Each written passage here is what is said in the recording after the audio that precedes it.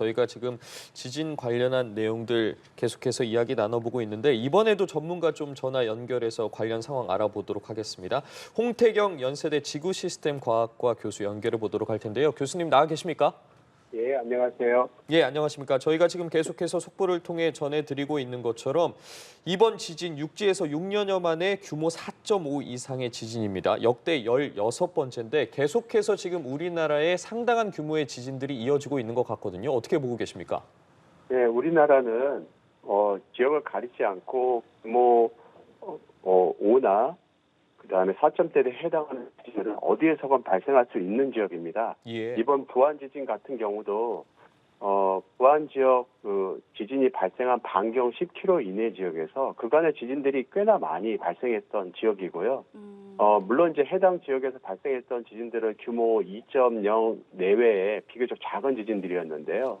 하지만 지진들이 발생한다는 것은 해당 지역의 단층이 존재하고 단층의 응기 사이에서 지진을 유발할 잠재성이 있다는 의미가 되기 때문에 해당 지역에서 지진이 지속적으로 발생했다는 것은 앞으로도 큰 지진이 발생할 가능성이 있다는 얘기도 되는 겁니다. 그런 상황에서 규모 4.8 지진이 발생한 것은 어느 정도는 예상 가능한 상황이라 할 수 있고요. 또한 이 한반도 같은 경우에는 속리산 이론이 한반도 내륙에서는 지진 발생 빈도가 높은 지역 중에 하나입니다. 이번 부안 지역은 속리산 이론에서 이론에 그 지진 발생 빈도가 높은 지역의 서쪽 끝단에 해당하는 곳이거든요. 그래서 더더욱 지진 발생이 예상됐던 지역이라 할 수 있는데요. 예. 지표에서는 단층이 보이지 않았기 때문에 이제 그간에는 이 지역에서 특별히 특정 지역에서 이 단층에서 지진이 발생할 것이다라고 예상을 못했던 지역이라 할 수 있습니다. 그렇다면은 이제는 그 이야기가 좀 달라졌다는 말씀이십니까? 그러니까 지하에 있는 숨은 단층에서 한반도에서는 주로 지진이 발생을 하는데요. 경주 지진이나 포항 지진 등이 모두 지표에서는 그간에 확인되지 않았던 단층에서 지진이 발생한 것들입니다. 예. 지금 현재 한반도에서 발생하는 수많은 지진들이 지표에 있는 단층과는 연결하기 어려운 상황들이 대부분이거든요. 이런 지진들은 지하에 숨겨져 있는 단층 상태에서 지진이 발생을 하고 있는데요. 그 이유는 뭐냐면은 지진이 발생하는 깊이가 한반도에서는 주로 4km에서부터 12km 사이의 깊이에서 주로 발생하고 있는데 이곳에 이 깊이에서 발달한 단층면이 지표까지 뻗어져서 올라오지 않기 때문에 지표에서 확인이 안 되고 있는 것들입니다. 그래서 예. 현재 지표에서 보이고 있는 수많은 단층들은 지질 시대로 보자면 고생대, 중생대 등에서 발달한 아주 오래된 단층들이고요. 이런 단층들은 지금 현재의 그 응력 환경에서는 더 이상 반응하지 않는 단층들입니다. 그래서 지표에서 보이는 그 단층들과 현재 발생하는 지진들과 연결시키는 것은 어려운 점이 많이 있습니다. 예, 지금 저희가 그리고 파악하기에 교수께서 이번 지진과 관련해서도 계속 분석을 하고 계신다고 들었는데 이번 지진의 특이사항 혹은 동향에 대해서 좀 파악되신 게 있으십니까? 예, 이번 지진은 지하 8km 이제 기상청에서 그렇게 발표를 했는데요. 저희가 이제 재결정을 해보면 한 9km까지도 나옵니다. 그래서 뭐 8km든 9km든 큰 차이는 사실 없는 지진이라 할 수 있는데요. 예. 그리고 북동 남서 방향으로 발달했은 직한 그 주양 이동 단층에서 발생을 했는데요. 이 주양 이동 단층은 한반도 내륙에서 주로 보이는 단층입니다. 주양 이동 단층이라고 하는 것은 두 개의 블록이 서로 이렇게 수평하게 이동하면서 발생하는 지진의 형태입니다.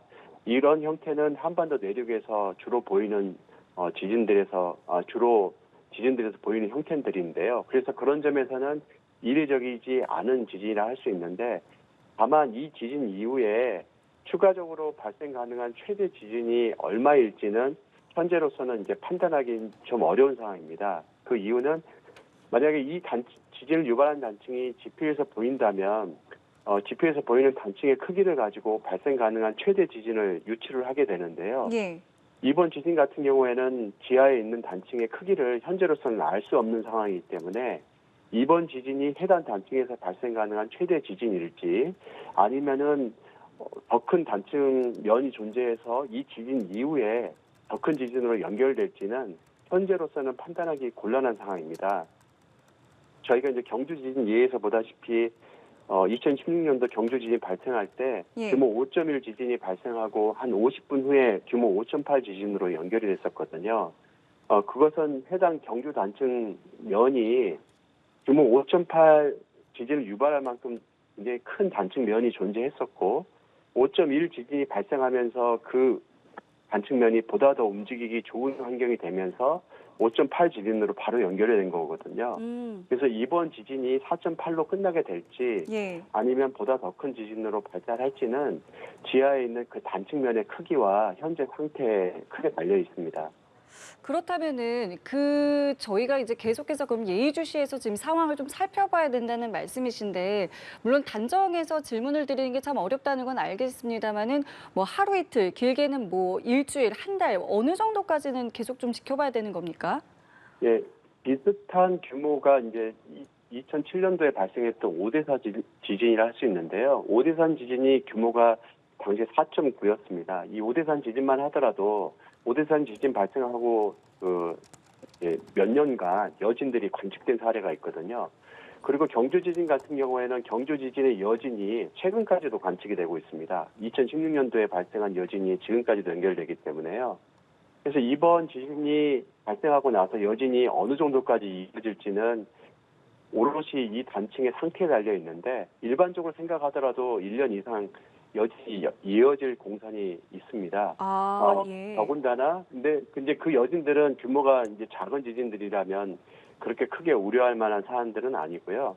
아마 앞서 말씀드린 것처럼 혹시라도 모르는 이제 큰 지진으로 연결될지 모르기 때문에 네. 여진이 발생하는 기간 동안에는 여전히 면밀한 주의를 해야 되는 상황입니다.